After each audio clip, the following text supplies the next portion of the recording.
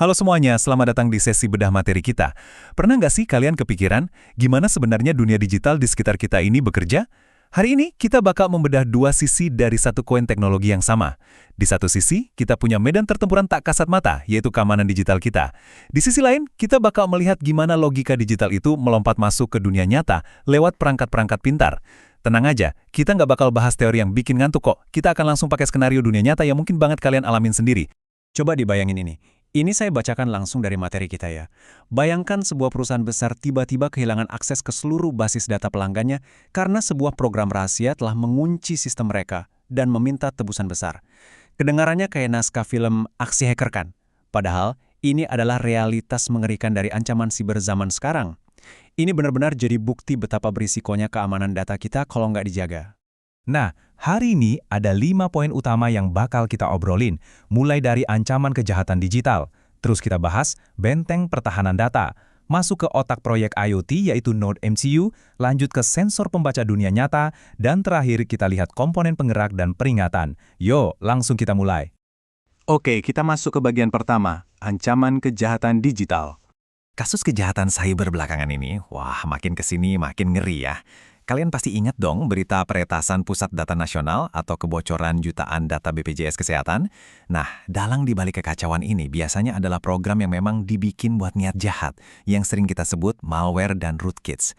Intinya sih, ini tuh software yang diam-diam menyusup masuk buat merusak, mencuri data memata-matai, atau ya kayak contoh awal tadi, ngunci sistem kalian rapat-rapat sampai kalian mau bayar tebusan.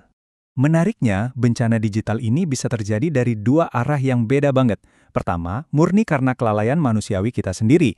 Di materi kita ada cerita tentang Rani yang lupa logout email dari komputer perpustakaan sekolah.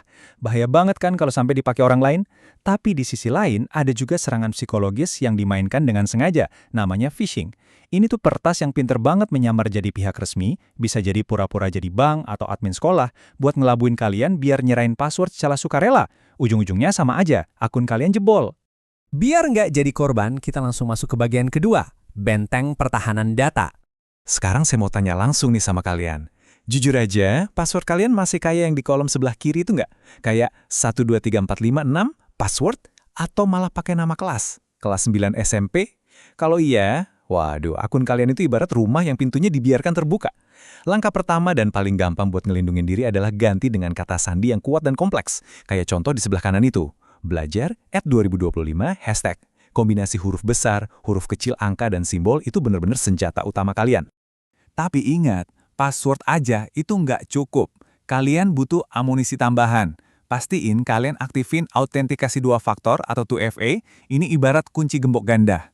Terus, rajin-rajin update sistem, nyalain firewall, pasang antivirus, dan pastiin data kalian aman dengan enkripsi end-to-end. Oh, satu lagi yang paling krusial, backup data. Di sumber materi kita diceritakan nasib si Doni yang kehilangan semua tugas sekolah gara-gara laptopnya kena virus. Nangis banget kan? Padahal tragedi itu nggak bakal kejadian kalau aja dia rajin backup ke flash disk atau nyimpen datanya di cloud. Oke, pertahanan data udah aman. Sekarang kita nyebrang ke bagian ketiga, otak proyek IoT, yaitu Node MCU. Pernah kepikiran nggak sih gimana benda-benda fisik di sekitar kita bisa jadi pintar? Nah, rahasianya itu sering banget ada di komponen kecil yang luar biasa ini. Kenalan yuk sama Node MCU ESP8266. Gampangnya, anggap aja dia ini otak utama. Dia bukan cuma papan pasif biasa, tapi dia bisa mikir, memproses data, dan yang paling keren, dia udah dilengkapi Wi-Fi bawaan buat komunikasi tanpa kabel. Otak inilah yang narik instruksi digital dari dunia maya dan menyuruh alat-alat fisik bekerja di dunia nyata. Lanjut ke bagian keempat, sensor pembaca dunia nyata. Biar si otak Node MCU tadi bisa berguna, dia kan butuh panca indera ya buat ngerasain lingkungan di sekitarnya. Nah, disitulah tugas para sensor ini. Misalnya, ada sensor DHT11 yang jago banget ngebaca suhu dan kelembapan udara. Terus ada sensor ultrasonik buat ngukur jarak. Ini sering banget loh dipakai buat sistem peringatan dini banjir karena bisa baca ketinggian air secara real time. Dan pastinya ada sensor gas yang tugasnya terus ngendus udara buat ngedeteksi kalau ada kebocoran gas kimia beracun.